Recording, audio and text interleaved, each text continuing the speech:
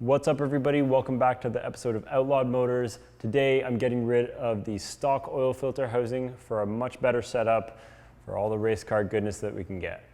Stay tuned.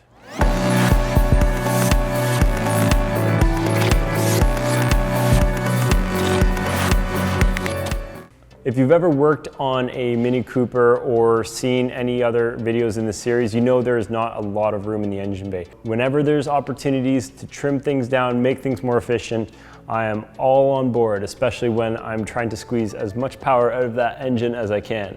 Out of a little 1.6 liter, it's really tough, but I'm gonna try. Now, I didn't know much about oil filter housings and relocation kits and other things like that, apart from the oil cooler setup that I showed you guys in a video prior. I didn't know that you could relocate the oil filter housing and move things around to suit your needs for future modifications. My buddies at RPM Power designed an awesome setup that gets rid of all of this clunkiness under the turbo for a much slimmer design that relocates the oil filter housing and allows for a much better setup when you're running an oil cooler. A more efficient oiling system is going to allow better oil flow. You're going to be able to use a higher performance oil filter, which is an added benefit. But the biggest thing on this car is making room for a tubular manifold.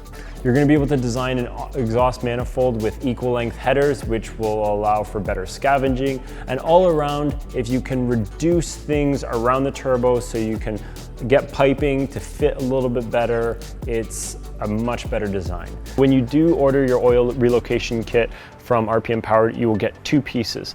The oil plate, which removes the stock oil filter position.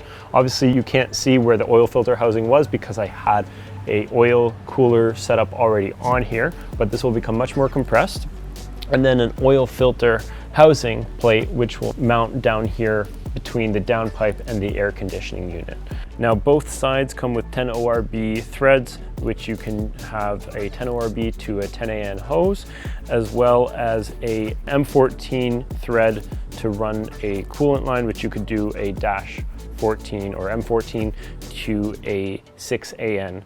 Which is how I'm running my coolant lines now.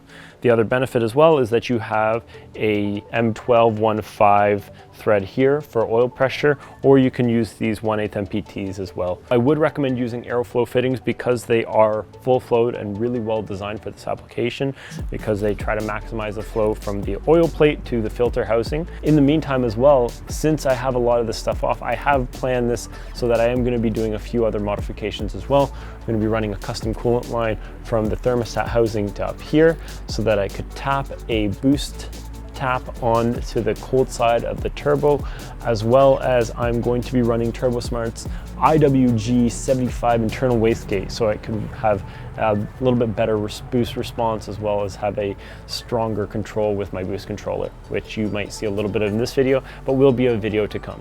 We're going to start with removing the heat shields, taking the sensors and really exposing this area, taking the coolant lines off, removing the oil plate, as well as taking the oil filter housing off.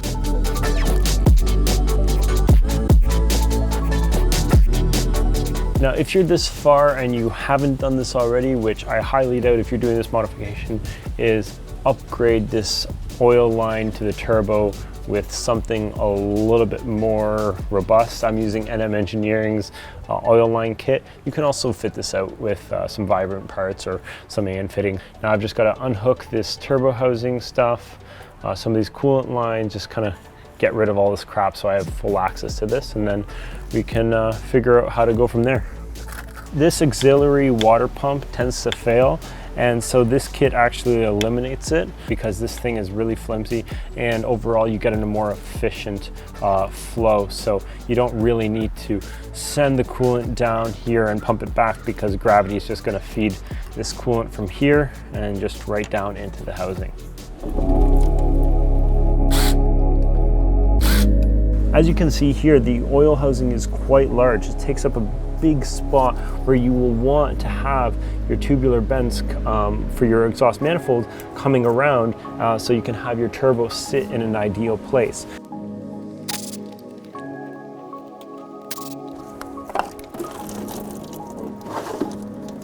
There we go. You can see already just by comparing how much room without that oil filter housing. Now it looks like I'm probably gonna end up dumping the oil anyways, just because with this oil housing, because there is coolant as well as oil running through this, some of that coolant kind of seeped in and kind of ran through the oil passages. It's probably just better off to replace it.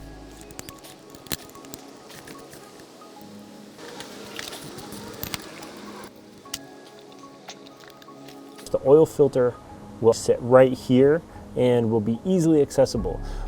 If you're one of the lucky ones, you have a thread with a hole right there. If not, you're gonna be like me where you actually have to drill into this. Just make sure it's level. I only want about 1.8 mils into the block. I'm actually gonna tape it.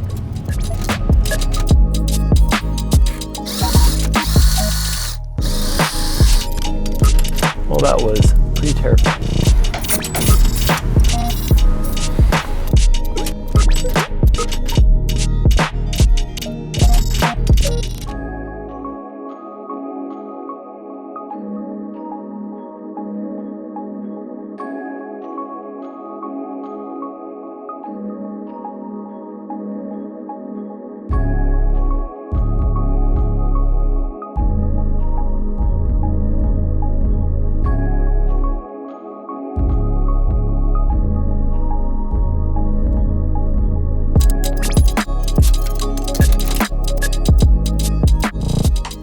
With the kit installed, it was time to connect the two with AN lines. I decided to use my old oil cooler lines to do some test fitments before I committed to running any lines.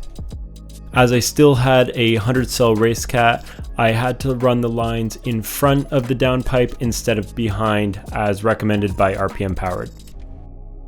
So there are a few important things to highlight with this kit and making sure you set this up right.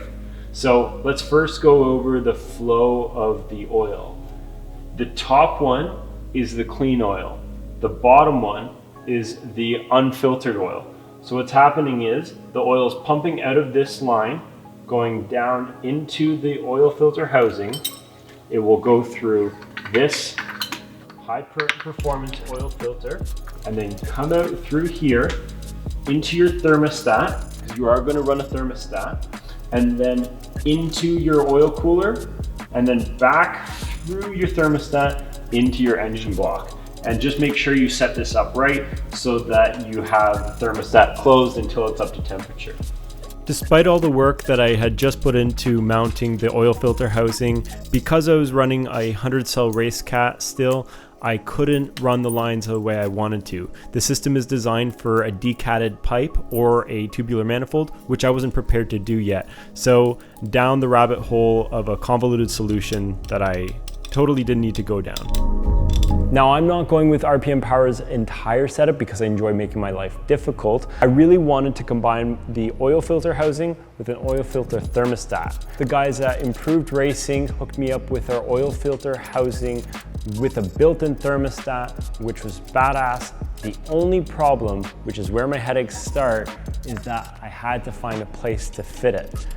RPM Power did a beautiful job in designing this so it sits right beside the AC condenser. This was designed with purpose and intention, and if you want to make your life easier, get the RPM Powered kit, get a separate oil thermostat, and just run the lines. You will save easily probably 40 to 60 hours. Now, the biggest reason I wanted to go with an oil filter housing with a built-in thermostat was I wanted to make my lines as clean as possible. So if you've ever worked on a build like this, you know that hopes and dreams of how you want to build things, where you want to put things, almost never come true. Fitment was not going to be my friend. The first place I tried to run the oil filter housing was on one of the beams that supports the engine. I cut some metal, tried to fit it up there, looked really flimsy, running lines, it didn't work. It was not going to fit, especially by the time you start putting things on, you realize that wasn't going to cut it. A guy that knows a lot about racing, Will from PZ Tuning, recommended that I just create a bracket that mounts right on the transmission. And I never even thought about that. What's different than mounting on the transmission than on the engine? They're both the same, it's both connected, it'll be secure, lines will run really nice and tight. So I mocked it up in cardboard, I fit the thermostat housing where I thought it should go, even bolted in the cardboard and everything. Surprisingly, it was secure. Took it to get fabricated, had this beautiful fancy aluminum plate made up, put it on, put the front of the car on, the motor of the fan pressed right up against it. Not good.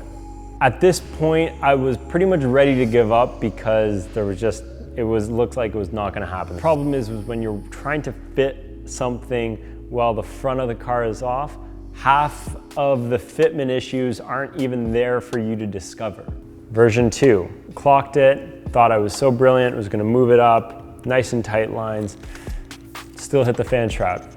Third time, luckily, was the charm. I mocked up a bracket that put the oil filter housing on the same level as the RPM powered oil filter housing, and it just gives me about an inch of play with where the fan motor comes out. I'm telling you, there's like no room. I feel like it's gonna lead to other problems when I start putting the front of the car on, but at least it doesn't hit the fan. I might have to route some coolant lines, but that's tomorrow's problem. Figuring out where to put the oil filter housing was only part of the issue, as it turned out. AN lines are going to be the death of me. I'm telling you, getting the lines run from the oil filter housing to the engine block, I think I wasted about a meter of steel AN line, and I'm not kidding you, the variations between lengths, between kinking and not fitting was half an inch, an eighth of an inch before I got the right setup. I've got about 8 of these with little variations before I got the perfect length. If you're planning on running a bunch of AN lines and spending a small fortune on fittings, you're better off getting the right tools for the job. I know you can use a saw, and well, if you want a reason why you shouldn't use the wrong tools, just go back to my original oil filter housing video. It's not a good sight, but these just cut through hose like butter, and you can then stop worrying about if you're gonna have fraying lines and focus more on getting the right size and making sure that the fitment is just right. There's also the AN wrenches, which are super useful because they reduce the amount that you'll scuff up the fittings, as well as reduce the chance that you're gonna over torque it. Remember, these are aluminum fittings, so you don't want to put too much pressure on them. You can destroy them. I've done it. The third item that I would highly recommend you get is the vice grip mounts that hold your fitting in place. It reduces the amount you'll scuff it. It'll also make it easier for you to get the hose onto the fitting, and just in general makes your life a lot easier. So for about 200 bucks, you'll have a range of AN wrenches, you'll have the hose cutters, as well as these. That's like 4 fittings realistically. So yeah, just bite the bullet. You're already this into it, so.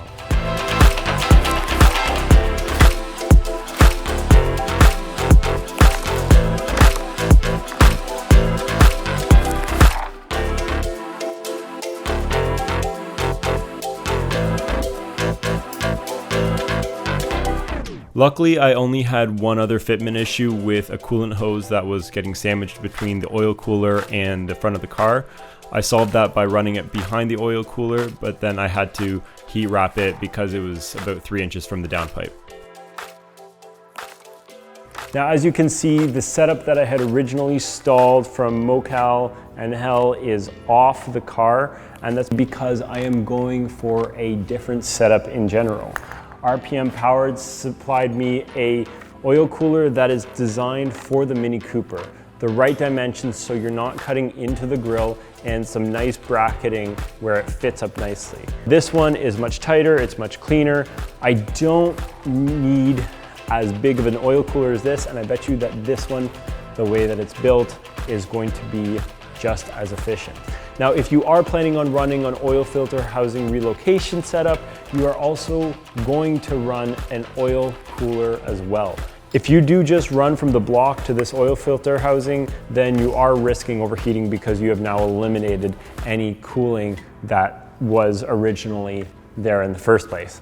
Clearly, it was foolish of me to think that the second time doing anything oil filter related or with oil lines would be easy. Of course it wasn't, because then I just wanted to up the game and make things harder. And I'm telling you, if you want to save yourself a lot of trouble, go with RPM Powered's kit.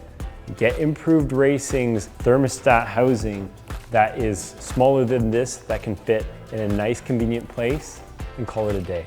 It was just so much time that I spent looking at that stupid bracket. It's awesome, but it was a ton of work. But I've got my setup now. I'm happy with it. Till next time, guys, have a good one. Don't forget to like, subscribe, and share.